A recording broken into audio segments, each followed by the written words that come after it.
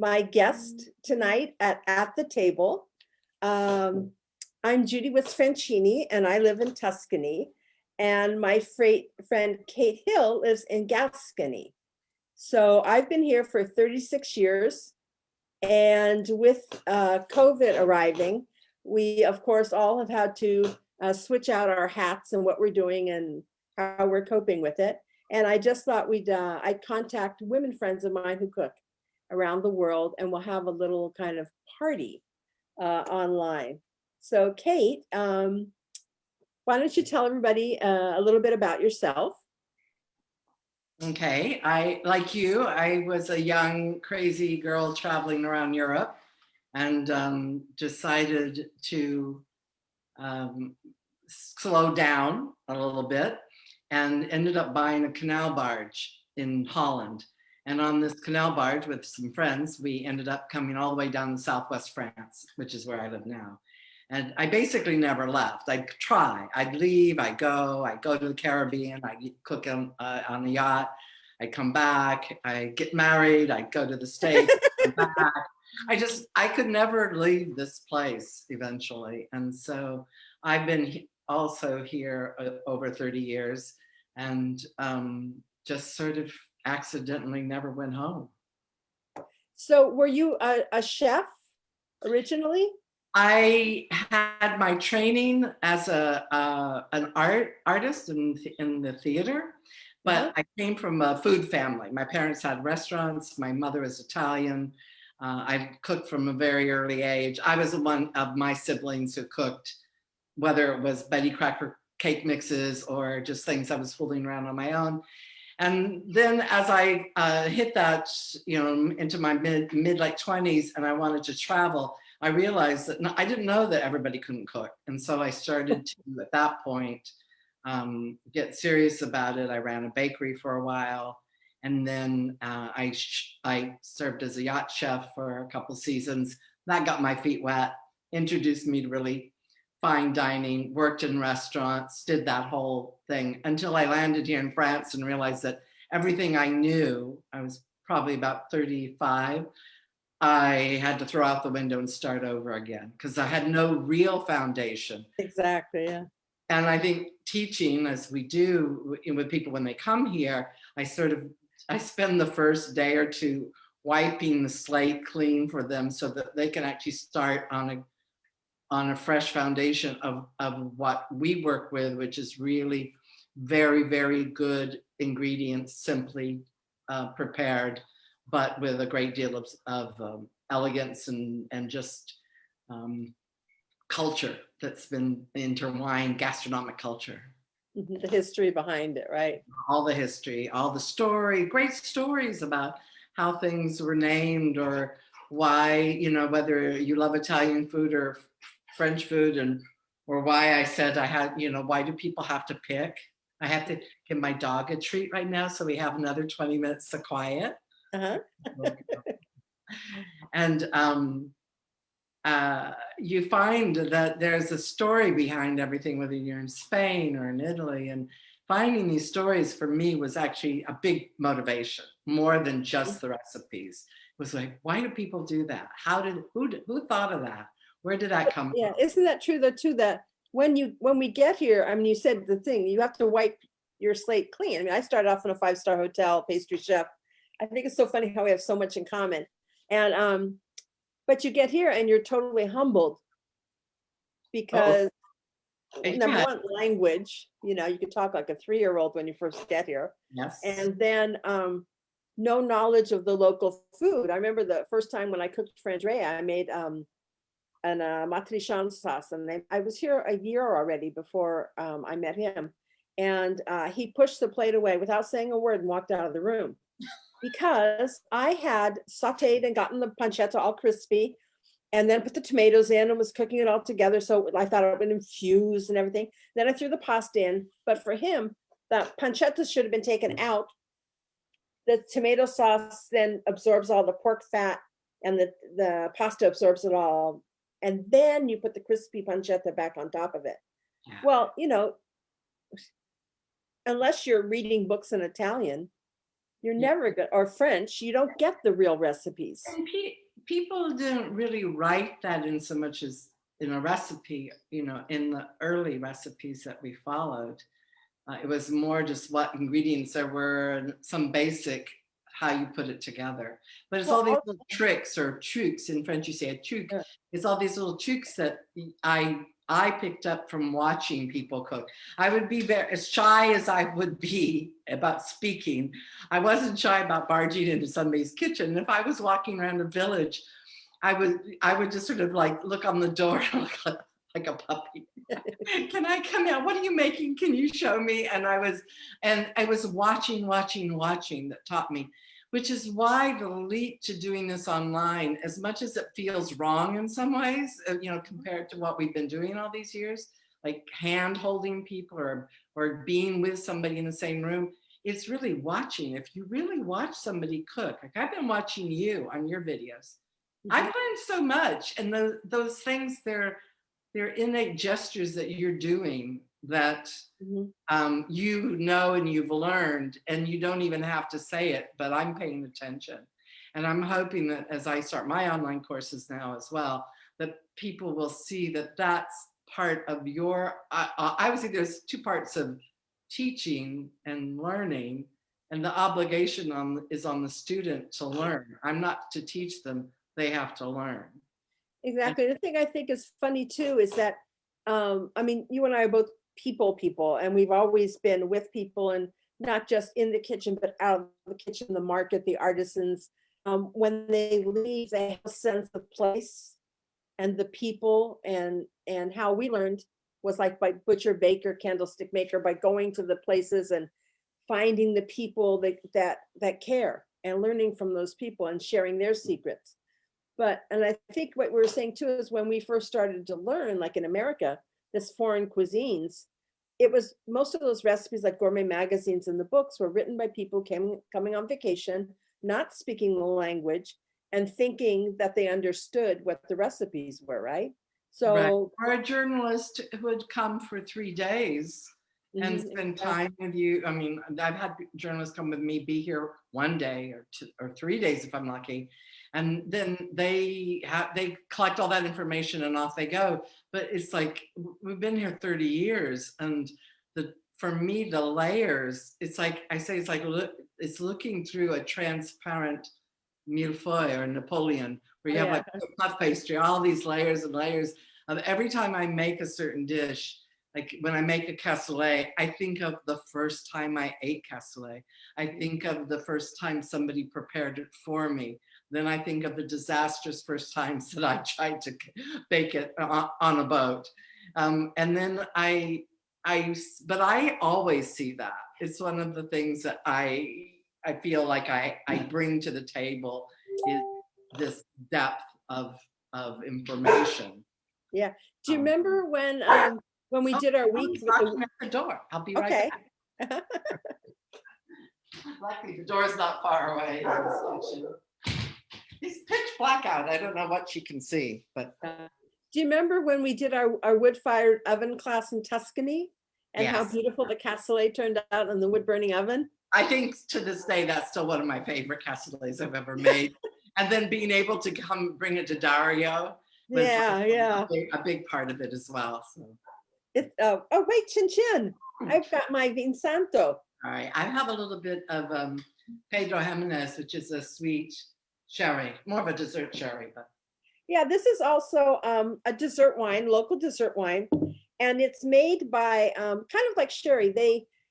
It's a white wine grapes that they harvest in August, and they cut them and then they hang them to dry, like in the rafters of the barn, till December. I remember the first year that I was in Europe, I was in Tuscany, near Cortona, and I stayed with a family of contadinas who were harvesting. I helped harvest them, and they hung the grapes, and I saw that, and so it was my first experience, and it was like I was knocked over. I'd never been to Europe before. Sort of flew into England, spent a couple of weeks there, and then I got on a train and went immediately to Tuscany. And I thought, this is where I'm going to end up living. This is my heart's home. There's no way I'm going to you know, I would probably bought that house before Frances May's if I had Weren't been. you there right across the street from that? It Yeah. was right across the valley. We used to look at it, and they called the house Brabazole because it was craving the sun, because Yeah. it was hidden in a little wrinkle of the hillside, and it was in the shade all the Yeah. time. Yeah. So everybody that I knew had lived in that house at one time or another. When people were restoring their villas or doing things, they'd go rent Brabazole because it was never lived in. Yeah. And, How and, funny, and isn't it? so it was funny, but I learned to appreciate this sense of what slow life could be like by that experience of being with Italian families. Yeah, I As think it's funny yeah, because you're Italian and you're in France, and my grandfather was French, and I ended up in Italy. no I thing. never thought that would happen, ever. We're balancing, we're keeping things balanced. Yeah, 'cause I always thought the Italians were crazy and yelling and screaming all the time. And, the French were so quiet and subdued. And I just, It's funny because my family is crazy and screaming all the time. But I found that here in France, there is a moment when you're in a restaurant and it's about a third of the way into the meal and the first glass of wine's been consumed.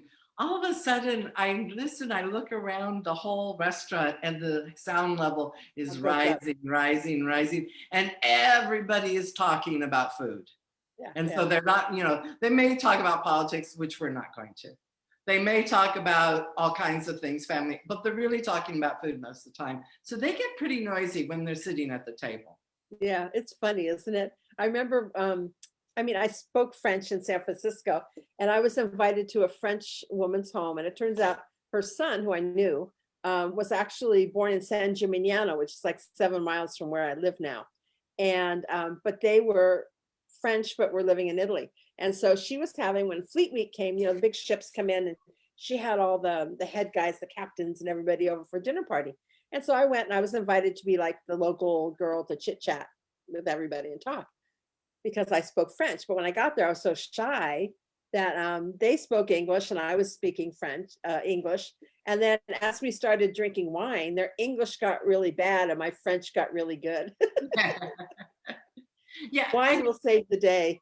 I think you said something earlier about, you land here and you don't know how to speak the language, and so you're like a child. And I found that people took me in hand like as if I was a child, not to say that I was stupid, but they knew that I didn't know how to do things their way. And their way, of course, the French way was going to be the best way. But I was led by the hand by so many wonderful, my neighbors, which are now my neighbors, people who would teach me about the mushrooms, or where to go to get the best firewood, or just at the market, who you're going to buy from. Oh, don't buy from that cute old man with the beret because his food is too old. And he'll always rip you off. There was always somebody that would fall victim to that. Yeah. And so you learn after you've been here for a little bit. You learn your own. Have your own set of friends and your own family, if you will, that you develop. But I found that people were very generous in sharing their knowledge they grew up with, because they kind of forgot that not everybody knows to take a walk in the spring and collect wild leeks that are along the canal or whatever. Exactly. And I think especially food is such a uniting part of life. Like you said, even when you're at the table, you're talking about like, where have you been to lunch? What was the new place you found? Where are you going? Where do you have reservations? How is this one? It's like it encompasses your entire life, the past, the future, and the present, always at the table. And when you can participate in a conversation about food, you learn about the culture, you learn about the people. Yeah, and that for me was the very interesting thing that kept me here. Often people say, "How did you get here?" And I say, "Well, I came by barge." But what they want to know is like, how did you make that decision to move? I said, I was 30 something, I was just kicking off and doing things and adventuring and traveling around. And I didn't know I would become an expat. That was my intention to do that.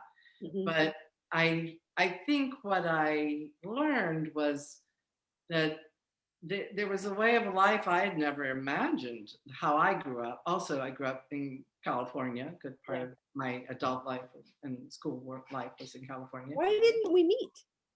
Yeah, I'm sure I ate at that hotel. So, I mean, in San Francisco, I Well, we was probably working. drank at the same bars. I mean, I'm come on. sure.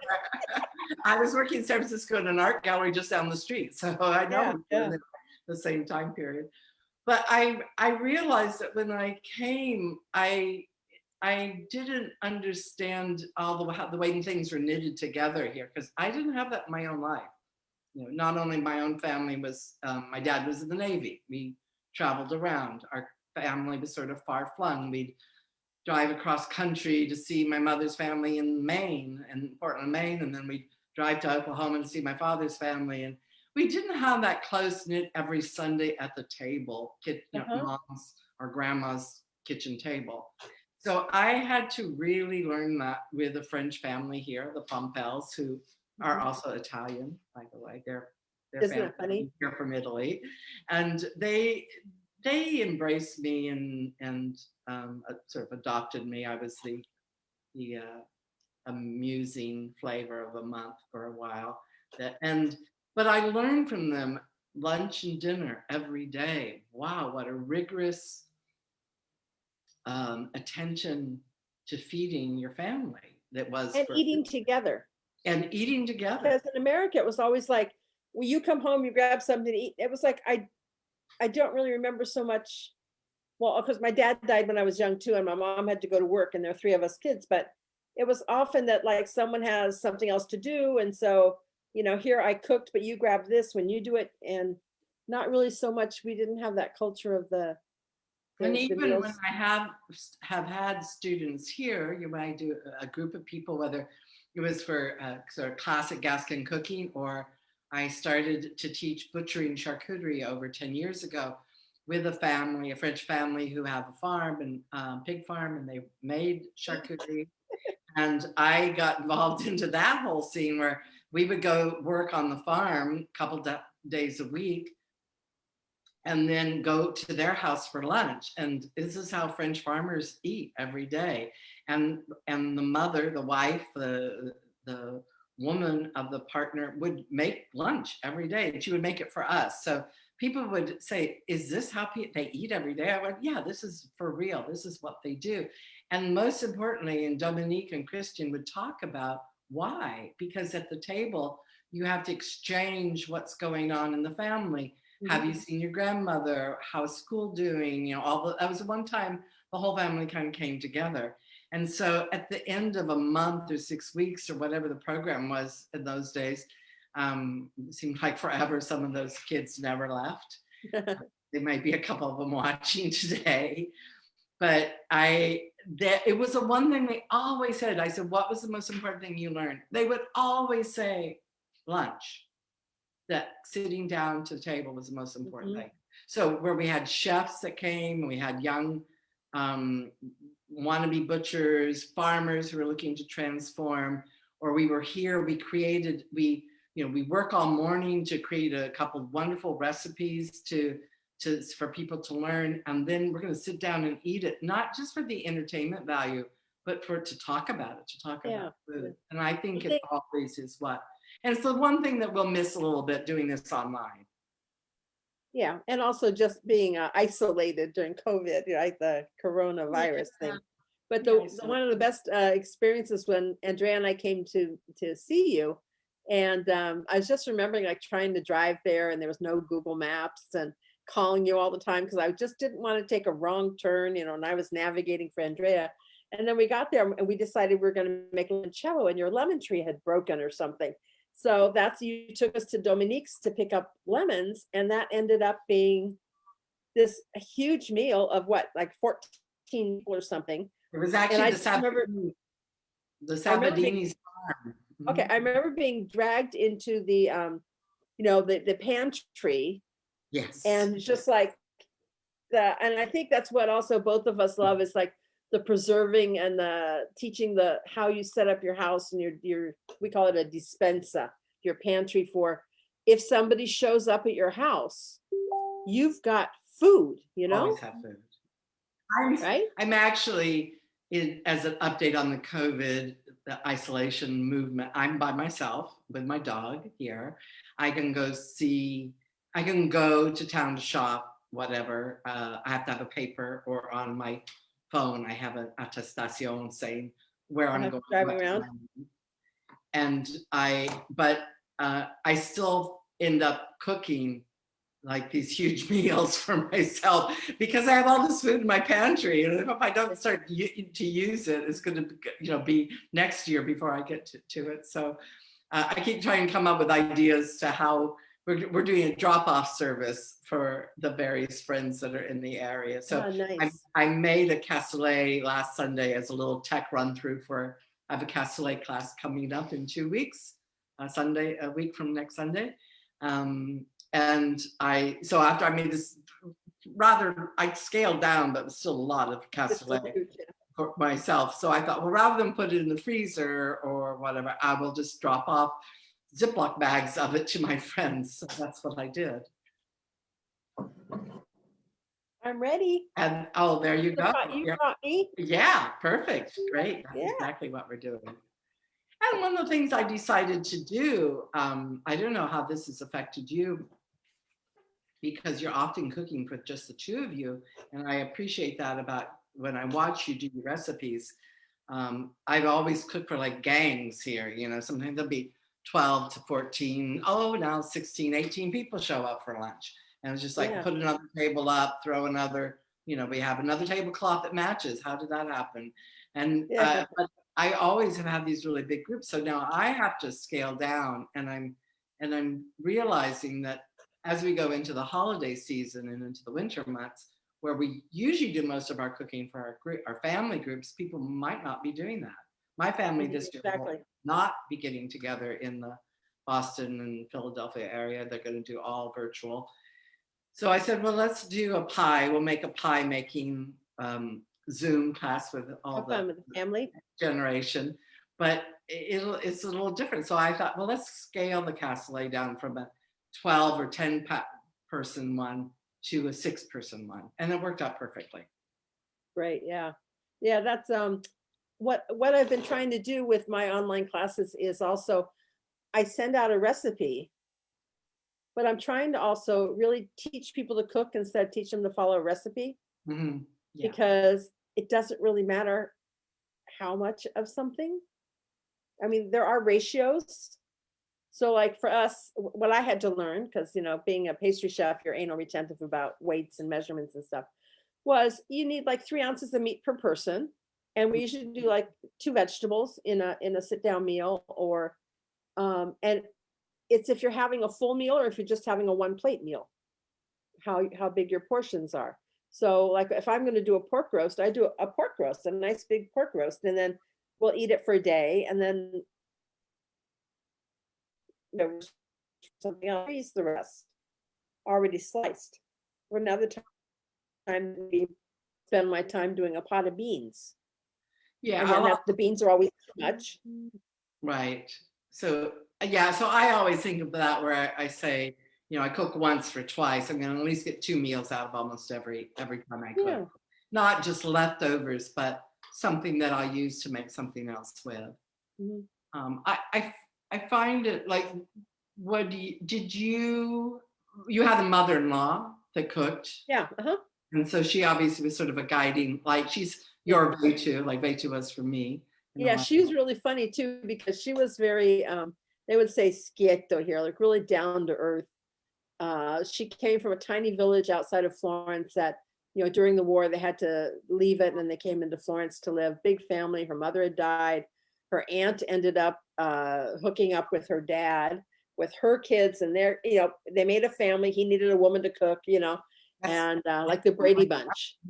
And so, she had to go to work, and she lost her first husband in the war, and she married another guy she met who was it's really funny because she was a sister-in-law to her sister-in-law twice.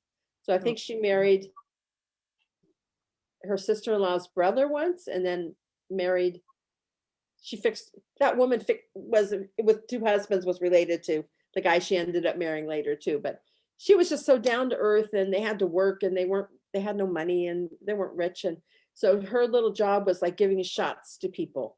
So is it like that in France too? You go to the doctor and he tells you need a shot, and Yeah. then you have to go buy the medicine and the needles, and someone has to give you an injection. The nurse either at the comes house to or your something. house or you go to the nurse's office. But So yeah. she was the person that would go to your house and give you your shot. So I have a couple of her little like tin boxes that Oh. had like the glass needles, and she was crazy. So she knew everybody in the neighborhood, from their butts. Yeah. But her mantra, which stuck with me, was spend more time shopping and less time cooking. Yeah. And it wasn't so much, take your time and pick out the best things, as much as it was hanging out with the butchers. That was her social life. Otherwise, she was at home washing, and they don't have dryers, so hanging up the clothes and ironing everything, and cooking lunch and dinner, and fixing. Her husband went to work at 4 a.m. in the market, so I think she left stuff out for him at night. But her being out was like the best thing. And when you bought great ingredients and you bought them daily, they were fresh. Because when I moved here in 84, the freezers were like a little section this big above the refrigerator. Mhm. And I don't even think they froze things really. They Yeah. barely froze things. No one here used ice, right? And so they would be buying fresh and cooking fresh like every day. And that made her life easy because everything just took a few minutes. Yeah, that's something that I'm spending a lot of time trying to figure out how to teach that. Mhm. It's hard enough when people are here for a week. That's a long time these days. People fly in and fly out. They come for a day class. They stay for 5 days. It's sort of the maximum now. But now that we have nobody coming, and I can't imagine people will come for a while. I'm putting all this, trying to put it online, and I'm saying, how do I teach them how to pick out food? Because once you understand that very thing that you're talking about, then it does make it easy. You can see my table is sort of like gorgeous back here because we did a photo shoot earlier last week with a local company that supplies matches and fire starters. And my That was beautiful, yeah. they did beautiful. And then when they left, they took most of the things that were on the table, all their things they were photographing, and it looked so barren here. And I had pumpkins and peppers, so I decided I'm just going to make a table altar for Day of Dad. I would just mash everything. But these beautiful red peppers, which I got at the market, they are so fresh, and you can tell they've not been sitting in a storage locker. They're, I can tell by the stems, by looking at the stems, how fresh they are, and knowing that when they're at this stage, I can, I'd use them raw more because they're so crisp and the flavor is going to be fresh. Then if they're a little bit older now, in another month, they're not still growing. The seasons here are still pretty prescribed, so it's not like we have things all through the winter growing in greenhouses. There's a little bit of that, but for the most part, this is the end of the pepper season is done. So these will go into cold storage, and then they'll come out and be brought to the market every week. But after 2 months or 3 months, they're going to start to get a little softer and not quite such a great texture. So I wouldn't try to eat those raw. I would cook with those. Yeah. And so you learn. You have to learn about the vegetables and the fruit. They're in big fruit growing areas. And they taste so different. It tastes different. They have flavor. So I think that's the other thing about when we're cooking here is that we don't need as many ingredients, right? Like salt and oil. Yeah, I think that's something that as we encourage people, more and more people are buying at markets or buying through CSA boxes, things like that. So they're getting direct produce from a producer or group of producers, that they don't need to cover it up with a ton of spices and do something that they had to when the food that they were cooking wasn't so interesting. Now the idea is to really take what you're getting fresh and do the minimum amount to it, and still create something that's delicious and beautiful and memorable. I think I didn't know, just as a little aside, that meat was seasonal, that cheese was seasonal, that all of these things I sort of took for granted. Like go to the grocery store, buy this lamb chops. You can get a lamb chop in Oh, San yeah. Francisco all year round, right? So on every restaurant, a rack of lamb. When I left in the 80s, that was it. A Yeah. rack of lamb was a big thing. That was one of my first comeuppance, was going to the butcher shop here in Agen and asking for a rack of lamb so I could cook for my clients on the boat. And this guy is I'm speaking bad French to him, and he said, "Oh, you want a nice cutlet of veal?" And I said, "No, agneau. Agneau is lamb." And he said, "How about this nice Yeah. roast beef?" And I'm thinking, no, agneau, bah. I'm there and I'm making animal and blah.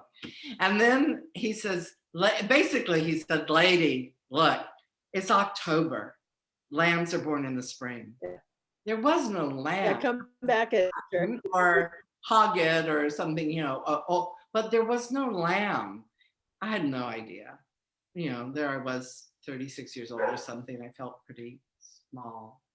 But he became one You of my can't get friends. everything all the time. Yeah. Yeah, that's right. So the learning to understand about the ingredients, whether it's a dry ingredients like flour, whether it's nuts, people will say, "Oh, the sugars are so different here. It's hard to learn to cook with a different granulated type of sugars, or coarser as a rule." It's like there's all this stuff to learn. And it's not, if you don't have the And same, flour. hey, you can substitute, but you have to know how to do that, what to do. Mhm. Exactly. I remember the first time I came here, I think um, I had brought like the special issue of Gourmet Magazine or Bon Appetit or something on Tuscany. And I was gonna make the ribollita, the vegetable soup. And I was following the measurements for an American version of a Tuscan recipe. And when I made it, after I went to eat it, I threw up because it was so strong. Because the basil here had so much more flavor, the olive oil had so much more flavor, and it was I couldn't get it down. It was way too strong. So they you can't even follow recipes often. So it's so hard. It just experience. I think that what we're going to experience now, and I'm excited about it, because people have to be home more, or they are home more working, or they're under confinement, in or out. It's winter coming, you're going to be inside more, and people are spending a bit more time and paying a bit more attention to the food that they buy and what they cook. So if we can impart some of that, our experiences, to keep people from making foolish mistakes, that would be one good thing to do this winter. But also But what's hard, I think, how like you can still go grocery shopping, right? I can go to the grocery store. I have to have a attestation of either a piece of paper The letter, yeah. or I have it. I can download from the French government and fill it out on my phone, so I have it on my phone. Because I know a lot of my friends in America Oh, aren't going grocery shopping anymore because they're afraid. yeah. So they're having deliveries brought in, and you see such crazy things like, I asked for 2 onions and I got, 2 bags of onions or something there. So Yeah. they're finding themselves not really um in control of the quality or quantity sometimes of what they're getting too. In the first lockdown, I was recovering from knee surgery and I couldn't get out much anyway. And I had friends drop off food for me or go shopping for me. And I did a pickup order from my local I only go to the little supermarkets or the little markets. But I want to go out. I don't like to go out a lot to the supermarkets, but I do want to go to the weekly market. Once a Mhm. week. If I won't see anybody. I'm really on my Yeah, own, cut off. and Yeah. nobody drops by except my other neighbors who are walking their dogs. But even then, nobody's walking dogs outside now. It's very, very quiet. Oh, Um, really? oh yeah, it's You see some people out. I saw on Sunday, because Sunday, of course, was a holiday and people were with their families. But it's very quiet out there right now. I think people are taking it quite seriously, as we should. It was funny in Italy because people were getting in trouble because when that first lockdown came, you were only supposed to go 200 meters from your house, Not very far. unless like you're walking your dog or something like that. And so people were walking somebody else's dog to get out. So these poor dogs were going on like 6 walks a day and were exhausted. And they said, you can't do that anymore. You can't take somebody else's dog for We a can walk. go a kilometer, 1 kilometer from our house outside, and you can have an hour outside for air, which it takes less than an hour to go a kilometer if you're going to walk it. But I have enough work to do here. If not working online, there's always something to do in an old stone house. So I'm not. You have a big garden. I have a big garden. Is everything finished in your right now? I'm sort of not. I'm just letting it all go to sleep now. It's still. I haven't pulled all the weeds or anything, cleaned it all. I like to just leave things for the birds to get. So I'll let things go to seed. A lot of flower. I collected a lot of flower heads this end of the summer this year. The cosmos I had were so great. All the squash and things that I grew, like these, which are probably my most favorite food in the world, are these little. Oh, beautiful! Yeah. Here they call them potimarron. I think it's a curry red. In a Japanese curry red, but a potimarron, it's got marron is like chestnut, so it's like a very dense chestnut-like flavor, different from a pumpkin. So these are great. The skins are thin enough that if you cook them, you can just eat the skins and everything, almost like a potato skin. So I had a lot of those grown, and I'll keep those seeds for next year, because they are very, very hardy and they grow everywhere. Have you tried eating the sunflower? Oh no, I saw that. I saw that, but it was too late here because it started pretty early, and I didn't know, just because they put my face in a whole sunflower. No, but I want to try next year, and plus I would have to go ask somebody for them because I don't have any. I'll grow them next year. But that's supposedly they're nicer when they're in the buds, the smaller ones. Oh yeah, that would work. That's nice. And they said it's like an artichoke heart, so I thought that'd be kind of fun. I definitely don't want to stick my face in the big ones with the seeds. Well, they grow all around here as well. So, and I usually grow a few in the garden just to have for bird seed later. But. So tell me about your classes now that you're going to jump in. Yes, you're going online. I let you, pave the way for me and some of my other colleagues. But I sort of had to get things set up here. I was in the middle of doing a kitchen rehab this summer, so I could have a little bit more light in here, have a little bit more light bounce around.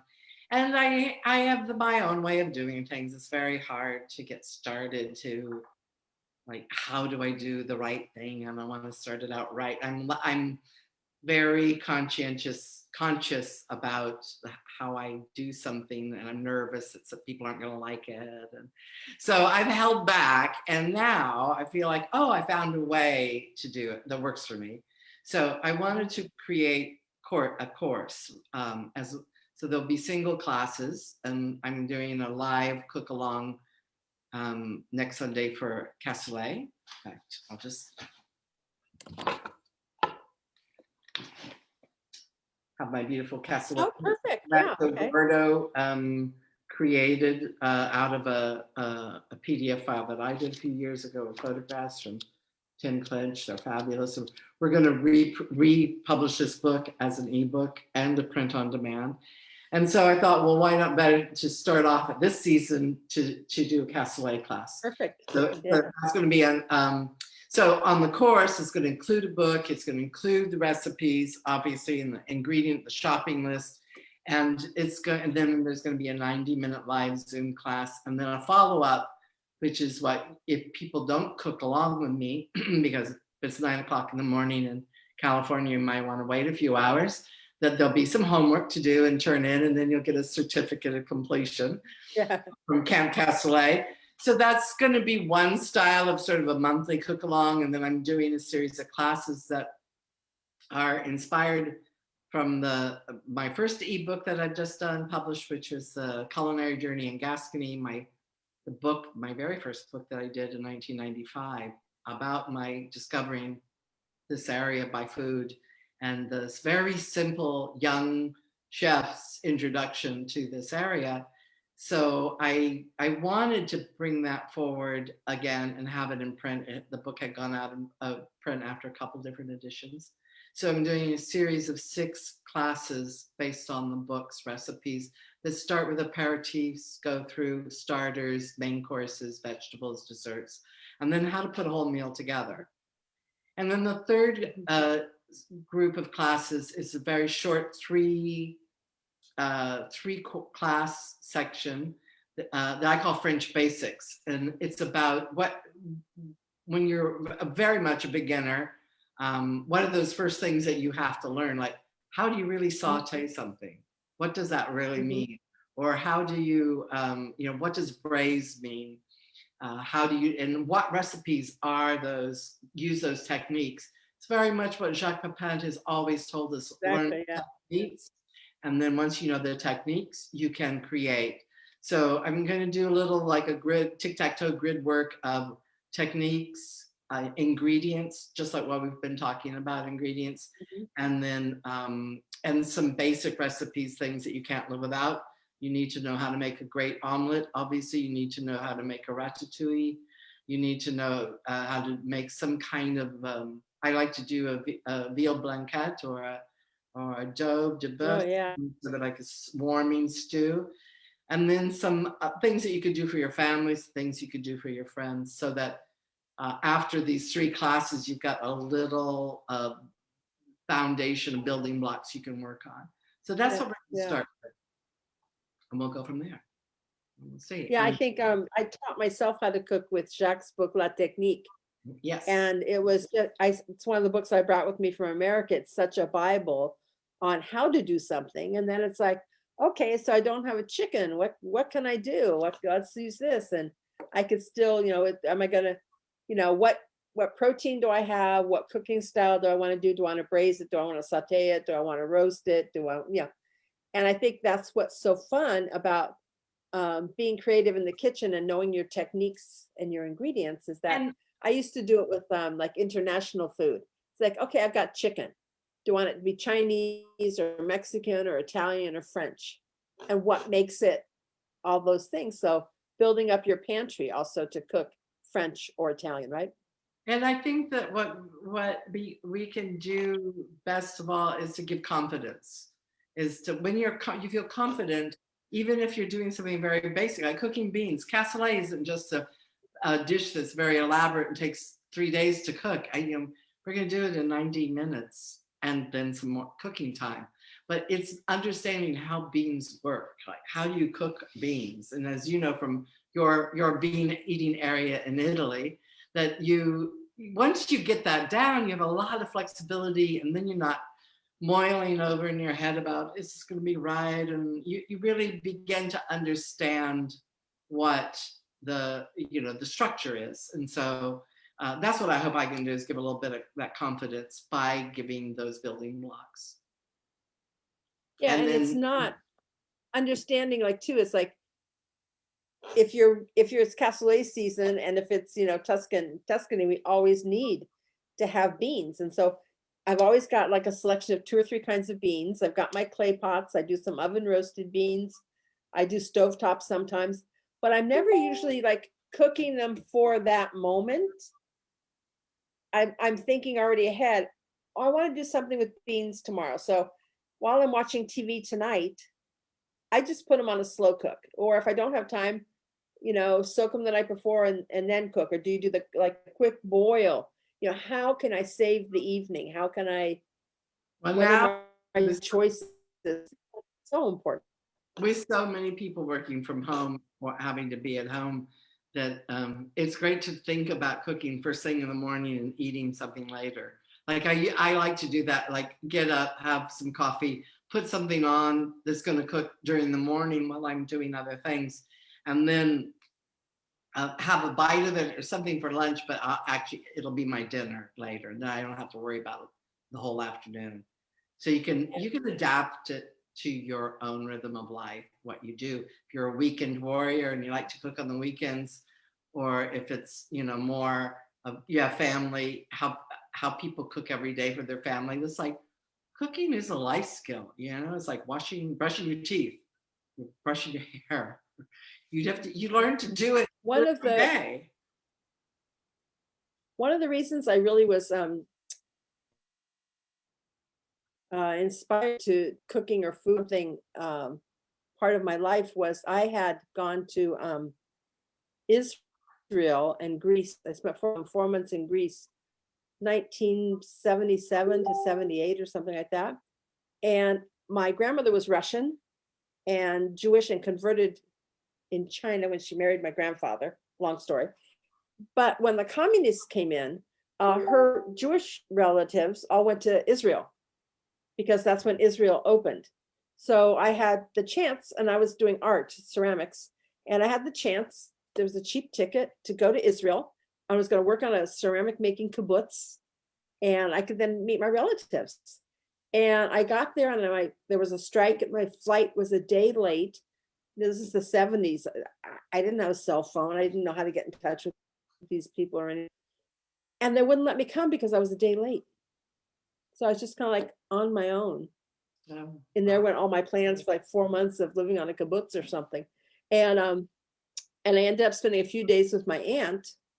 And her husband, I guess, was with the embassy or something. And they had gone to Paris for him to work. And she wasn't allowed to work. And so she went to the Cordon Bleu, as every woman does in Paris, right? And so she learned how to cook. And when she came back, I was so inspired because she was a nurse. So she would 1 day a week make 5 main courses. Wow. Freeze them. And then she would make like a puff pastry, like a pie crust, a papier-mâché. And every day, every morning when she went to work, she would take out of the freezer the lasagna or the roast chicken or the thing. And then when she came home, she knit. She would bring out her knitting and start to knit a sweater or 5 things at once. And the doorbell always rang, and it was her girlfriends coming over. And she would go put the pot of water on to boil, go to the freezer, cut a piece of puff pastry, cut a piece of pâte brisée, make 1 savory, 1 sweet, throw them in the oven. By the time the water and the tea had been done, she had 2 hot things to serve her friends, come sit down, chit chat. And then 3 hours later, somebody else would come over. But that was her time because of organizational skills and planning. I go, I need to know how to do that, you know? And that take the stress out of cooking. Yeah, I think having some sense of organization, for me, it was cooking on a sailboat in a teeny tiny little galley.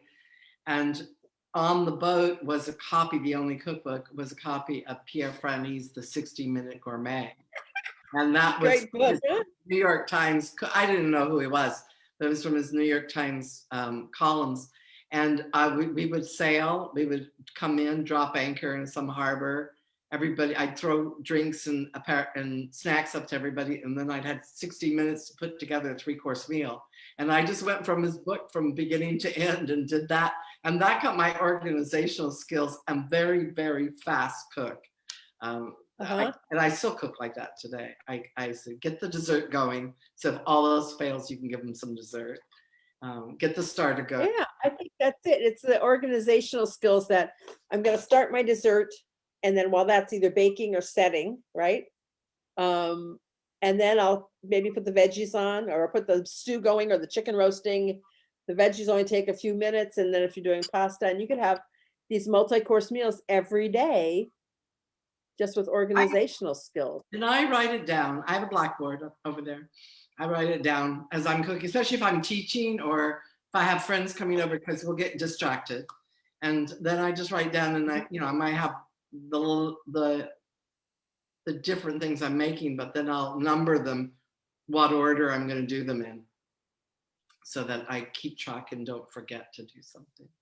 Yeah, it's so important. Well, today I went, I was making this a bread I was going to make for the holy days. It's called the bread of the saints, pan di santi or coni santi, and it's basically a raisin walnut bread with anise seeds in it, and everybody makes it. And finally I found a really nice flour mix with buckwheat and something else that was really interesting. And I thought, well, I'll use that. It's gonna be really rustic, and with the walnuts, it'll be really nice. I'll toast the walnuts and I'll soak the raisins in the vin santo and add a little of my Tuscan drug mixture to it. So it's like coriander and ginger. It's like your quatre épices, right? That beautiful spice mix. And so I did the cooking in the cast iron pot because I wanted it to have a really nice crust. And I did the first part, and I said, okay, Andrea, I'm going to go upstairs and I'm going to take the lid off, time me, 20 minutes with it uncovered. And all of a sudden I got this feeling when I was upstairs, I go, I better get that bread out. And it was just that 2 seconds over where it's just got a little bit of black on the top. And I'm like, I shouldn't have gone You upstairs. can smell that. But it's okay, but we do make mistakes. There are those little mistakes. And sometimes those turn into something you do on purpose later on. So. Oh yeah, mistakes could be fabulous. Yeah. My Andrea's aunt is another woman I learned to cook from. She had a restaurant, and one of her best things was this like mushroom crostini. And so she told, first thing they do, they tell you the ingredients, right? And I'm like, okay, I could do that. I'm a chef. I went home and I bought the mushrooms and got all the stuff to put in. It was kind of like a clean the refrigerator recipe where it had all these little, leftovers of little prosciutto chopped up in there, and the mushrooms and parsley and garlic and little ground up pieces of cheese she had. And it wasn't the typical bare essence recipe. And so I made it, and it just wasn't her recipe. And then I figured it out. She used those mushrooms that were just turning. They had gone from being little champignon to being like dark brown. Ah. And the depth of flavor you got from those mushrooms made that dish. Yeah. It was just magic. So you don't always have to use the best. Sometimes that flavor is from burning it a little bit, It's all those tricks, So Yeah. 30 years of them. Years and years, because I think the thing too of our, you have the mirepoix and we have the sofrito, the carrot, onion, and celery. And I think one of the great depths of flavor we get here for sure is when you let that burn a little bit, when you really let the onions caramelize and the carrots bring out all their flavor. And so often people just like saute it.